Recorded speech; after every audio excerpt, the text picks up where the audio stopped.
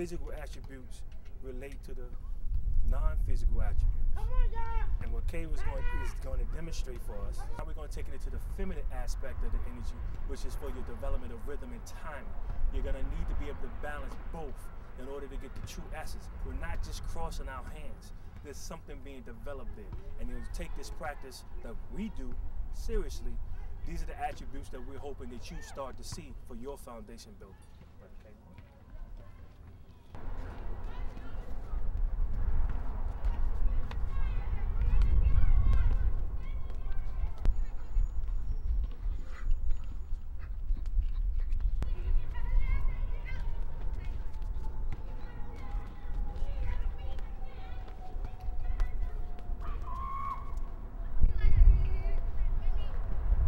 Listen, everybody want to be masters, nobody want to practice. This is the giant.